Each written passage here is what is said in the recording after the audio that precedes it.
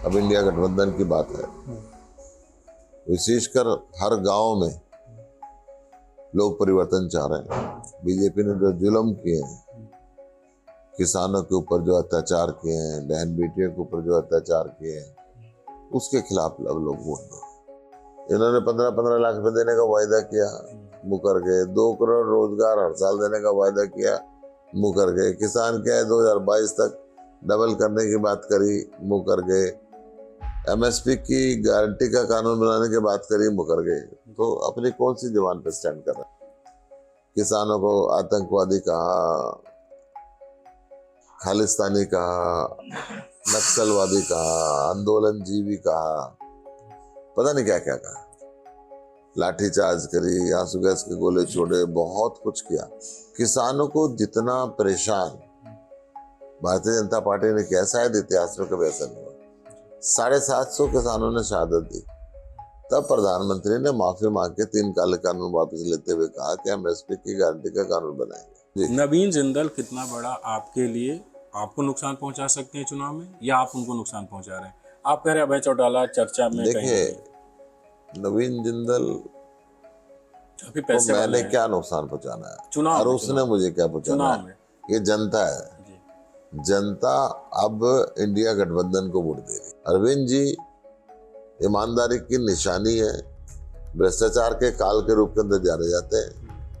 मोदी जी को डर ही केवल अरविंद केजरीवाल से है कि वो सच्चाई बोलते हैं और मोदी का चेहरा उनको आईना दिखाते रहते हैं। हमारे साथ हैं कुरुक्षेत्र से आम आदमी पार्टी के उम्मीदवार सुशील गुप्ता जी।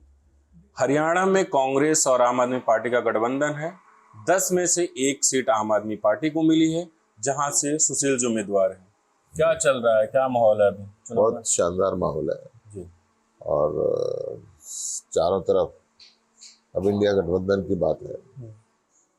विशेषकर हर गांव में लोग परिवर्तन चाह रहे हैं। बीजेपी ने जो जुल्म किए हैं, किसानों के ऊपर जो अत्याचार किए हैं, बहन बेटियों के ऊपर जो अत्याचार किए हैं, उसके खिलाफ अब लोग वोट दें। आपने कहा गांवों में, शहरों में क्या अभी आप लोगों की स्थिति उतनी मजबूत नहीं है?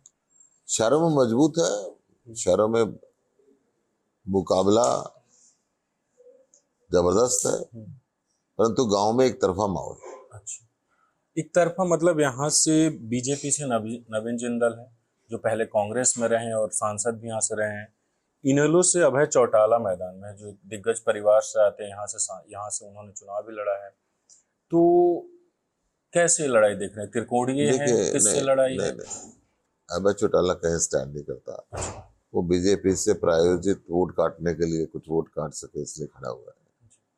और बीजेपी से नवीन जिंदल है जो 10 साल से इस क्षेत्र में आए ही नहीं, कभी बाढ़ में नहीं आए, कोरोना में नहीं आए, किसी के जीवन में नहीं आए, मृत्यु पे नहीं आए, शादी में नहीं आए, और अचानक 10 मिनट पहले बीजेपी ज्वाइन करते हैं और टिकट मिलती है। बीजेपी का कार्यकर्ता भी खुद उनसे नाराज है। कल मैं आपकी जनसभा हो रही थी, वहां मैं गया था और आम लोगों से भी बात कर रहा था। तो एक बात जो आ रही है कि प्रधानमंत्री मोदी ने या बीजेपी ने उन्हें कभी कोयला चोर कहा था, कोयला घोटाले में उनका नाम आया था। क्या आपको भी ये सुनने में मिल रहा है? हर जगह जी। प्रधानमंत्री ने उनके ऊपर आरोप लगाए थे कोयला चोरी के, उनके ऊपर एफआईआर हुई। 2014 से लेकर 2022 तक लगातार एफआईआर कई हुई इस विषय में। ईडी का शिकंजा भी रहा। फिर लोग कहते हैं कि इलेक्टोरल बॉन्ड में उन्होंने चंदा दिया, हाँ, और तब जाके कहीं शांति मिली। 195 करोड़ रुपए चंदा उन्होंने जी जी। दिया बीजेपी को, तब वो जेल में जाने से बचे। आप जहाँ से चुनाव लड़ रहे हैं, यहाँ के वर्तमान सांसद, हालांकि उन्होंने त्यागपत्र दे दिया, हरियाणा के मुख्यमंत्री हैं नायब सिंह सैनी। इससे पहले नवीन जिंदल रहे हैं। तो आपके यहाँ तो कोई मुद्दा भी नहीं होगा, क्योंकि काफी कुछ हो गया होगा। क्या मुद्दे हैं? नायब सिंह तो गायब सिंह रहे, उन्होंने कोई काम नहीं किया यहाँ पे। जी। नवीन जिंदल ने भी कोई काम नहीं किया। देखिए, 100 बेड का हॉस्पिटल है जी। दशकों से, 100 बेड का ही है। आज उसमें एमआरआई की मशीन मिली है। अच्छा। एक भी सरकारी कॉलेज बच्चों के, लड़कों के पढ़ने के लिए नहीं है। यूनिवर्सिटी है जिसमें ऑल इंडिया रैंकिंग जाती है, इस जिले के बच्चे कहाँ जाए? कुरुक्षेत्र के दादूपुर नरवी नहर बनी जी। और बीजेपी ने तुड़वा दी। जिससे हर साल बाढ़ में कुरुक्षेत्र, लाडवा, ये सारा लोकसभा डूब जाती है, जानबूझ के तुड़वाई गई। क्यों? शाहबाद मार्कंडे की खुदाई नहीं करते हैं, फिर बाढ़ आती है, पानी आगे नहीं बह पाता। जो पेवा से लेके यमुनानगर तक नेशनल हाईवे है, सिंगल रोड है, 6 लाइन का बनना चाहिए था, किसी सांसद ने आज तक इंटरेस्ट नहीं लिया। लाडवा का बाईपास बनना चाहिए था, नहीं लिया। कुरुक्षेत्र का रिंग रोड बनना चाहिए था, नहीं लिया। सफाई व्यवस्था में नीचे से जीरो है। बहुत काम है जो अटके पड़े हैं। सबसे बड़ा काम है, युवाओं को बेरोजगार कर दिया, नशा फैल गया हर गांव में। सर लेकिन बीजेपी खासकर ये कह रही है कि प्रधानमंत्री नरेंद्र मोदी का चेहरा है, वही चुनाव लड़ रहे हैं, बाकी तो उम्मीदवार तो बस हमें पीएम बनाना है, और आप कह रहे हैं कि इतने सारे मुद्दे हैं, तो क्या होगा फिर?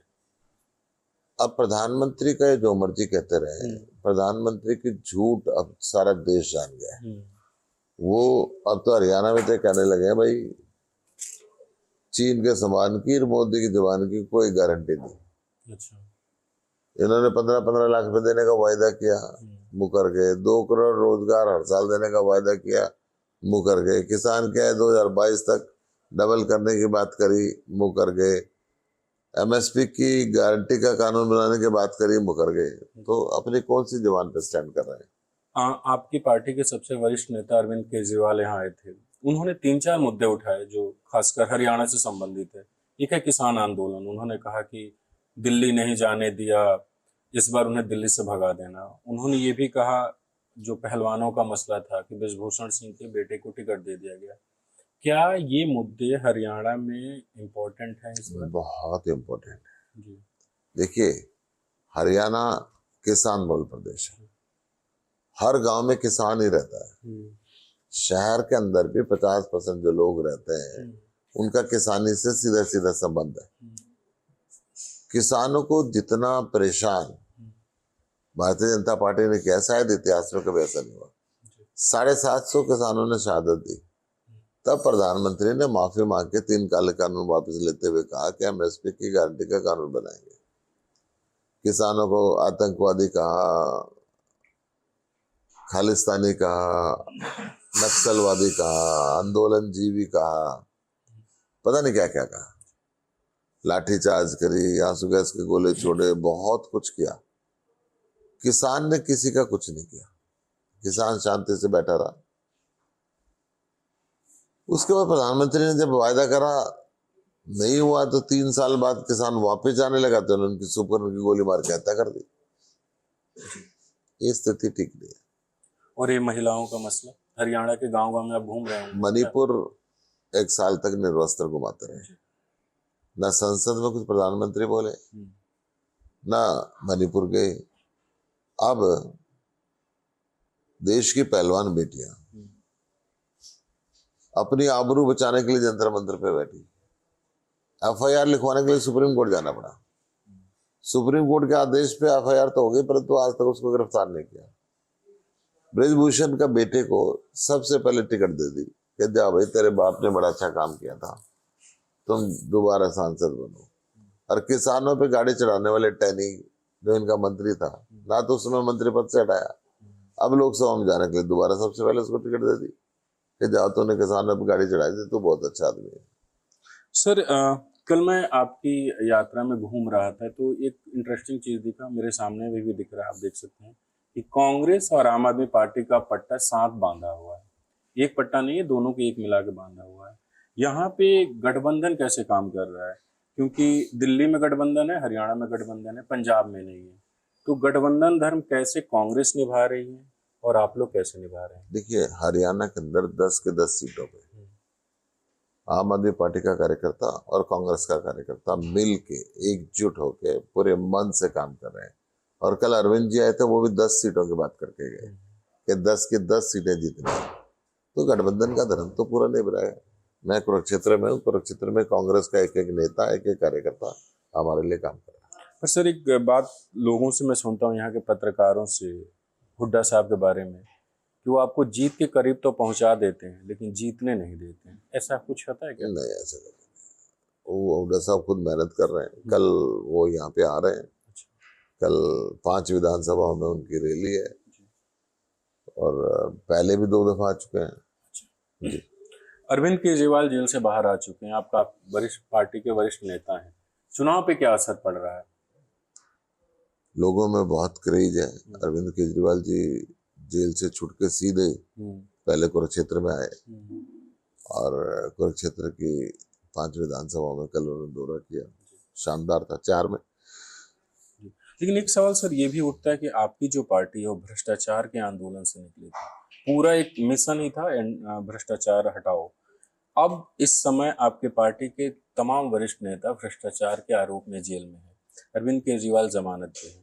लोग तो ये सवाल पूछेंगे ना, आरोप है, इसमें अभी कोई सिद्ध नहीं हुआ, आरोप है, लेकिन लोगों को आप कैसे कन्विंस करेंगे कि जैसे आप लोग कहते हैं कि बीजेपी सरकार साजिशन कर रही है, लोगों को कैसे कन्विंस करेंगे? 1,500 अफसर हजारों जगह रेड कर चुके हैं।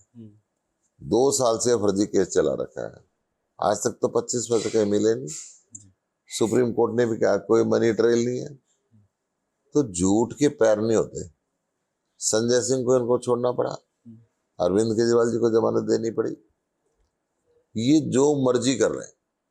या हम अच्छे स्कूल बनाते हैं, अच्छे हॉस्पिटल बनाते हैं, बिजली देते हैं, पानी देते हैं, फ्री, महिलाओं को बस यात्रा मुफ्त देते हैं, बुजुर्गों को 30 यात्रा मुफ्त देते हैं।